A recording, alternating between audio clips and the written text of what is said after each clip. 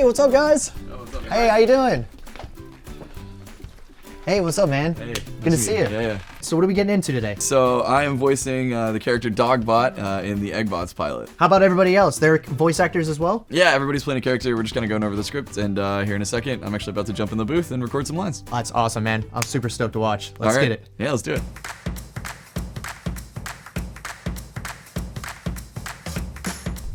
Hey, Chad, what's up, man? Good to see you again. Yeah. How was it, man? How was the booth experience? Oh, it was fun. It was really good. You seemed like you act a lot with your hands when you talk. Oh, absolutely. Does that help? Yeah, it absolutely helps me. Like, I'm a very emotive person, Right. so like I get very expressive. Like, and I really feel it helps with the delivery. It says the next surprise egg is located near a long and winding river that floods every year. So, Chad, when you're thinking of Dogbot, what's an approach to get a voice for him? Just finding a voice for character in general, it really depends on the role. Like sometimes, you'll meet a director and they're like, this is really how I envision this Right. voice. They've got a really clear. It's almost like direct to the point. Right. And then other times, it's just like, I don't know. Here's what the character looks like, which that helps a lot. Like taking a look at like what the character is, and so it's like, all right, well, I'm thinking from like watching my own kids watch shows, and it's like, oh, okay, they want that like positive, yay, we can do it, right? So that was just the voice that stuck in my head, and I threw it out there, and they liked it. So what's it like when you're actually interacting with the other voice actors? For the most part, when you're doing VO, if you solo in a booth, Yeah. and usually you have the other character's dialogue already recorded, and so you're just basically hearing a playback, and then you're interacting with them. It's really, the difference there is like when you're working with another actor like on camera, you can like immediately like kind of collaboration. Oh, what if we did it this way? Or okay, I really like that. Oh, I like what you did there, so let me do mine a different way that I think will accentuate that more, right? You can change a lot more on the fly. Hi, I'm Brian. It's nice to meet you. Hi, Amy. So, Amy, tell us about your character. Her name is Nina, and she's kind of the leader of the group, and she's fearless. I see her as being just very like outgoing and kind of totally different from myself. Okay, my character is Max. Max is a little timid.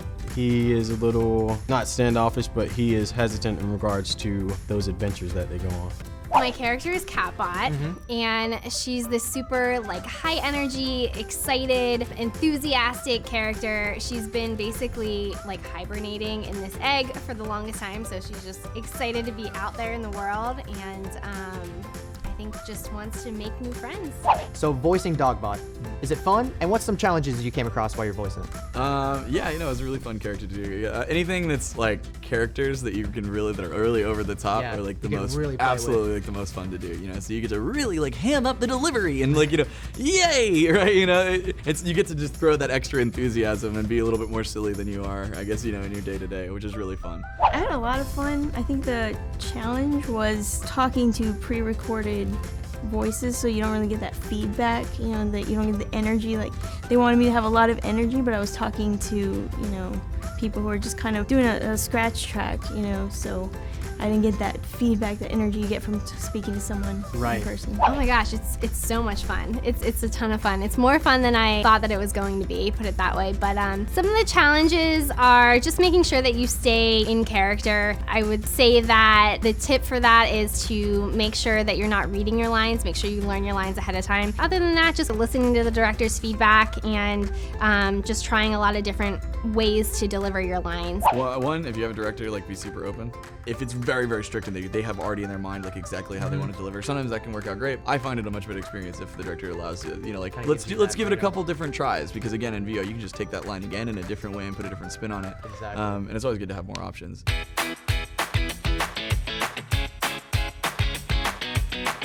All right, here we are, guys. We're in the Foley Sound stage here at Full Sail University. This is Jason Strawley. This is our sound design expert. Jason, talking sound design, but where do we get started? We just have to know, what is the project?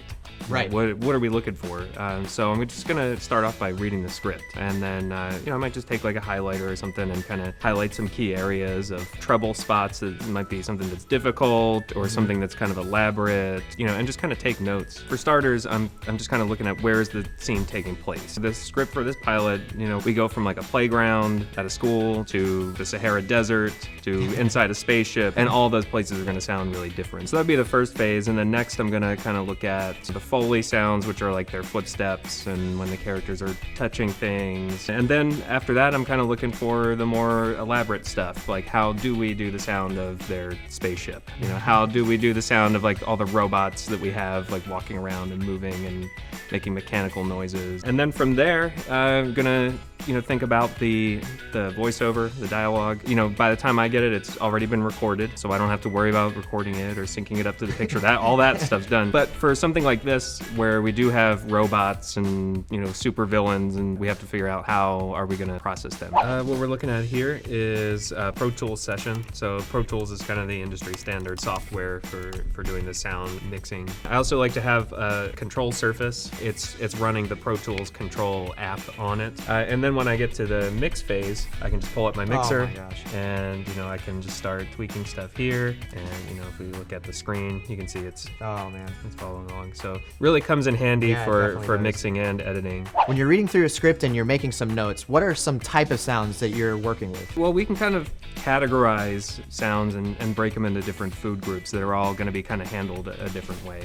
The first one to me would be the backgrounds or the environmental sounds. That's the stuff that's going to like set the scene, set a location, and make that location believable. Then I would probably look at the Foley sounds, and Foley tends to be like humans interacting with their environment. Footsteps, fabric moving around, handling props. If a character is to pick up a cup or something, we need to hear that. Then probably look at the what I'd call hard sound effects. This is like sound effects that you wouldn't necessarily record in a Foley room and tend to be like on the more basic side of things. And then next I'd kind of consider the sound design elements.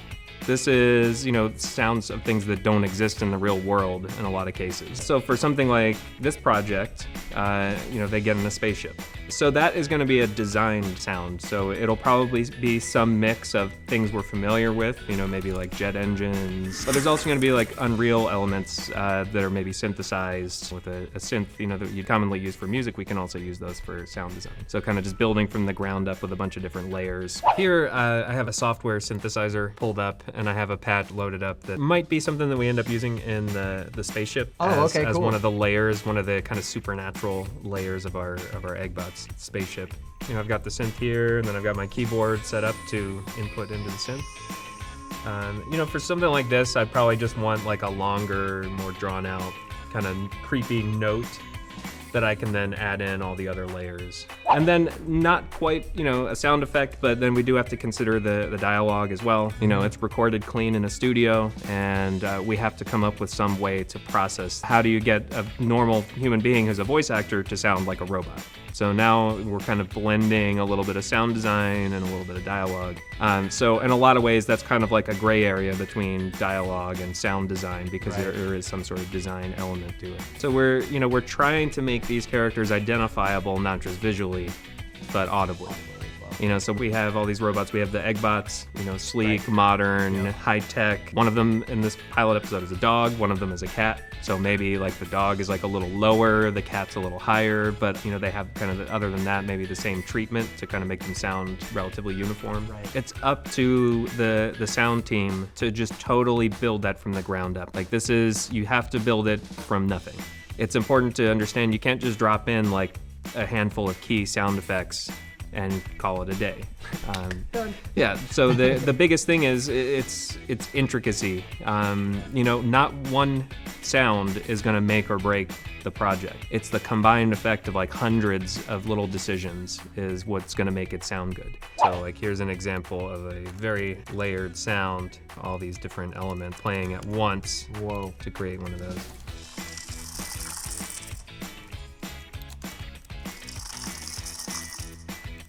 Anything that's a design sound is going to have a bunch of layers stacked on top. It makes your project sound unique. So that's something we're trying to do with Eggbots here, is get it to a fresh, more modern sound by doing this kind of layering work. Yeah. If I'm putting together 7 other pre-existing sounds and making one, no one else is going to use that same combination. So true. So that's how you get. Your work will definitely stand out versus the rest. Especially for animation, like some of the cartoons out there are definitely guilty of kind of going back to the same sound effects over and over and over and over. We've heard them all for 50 years now.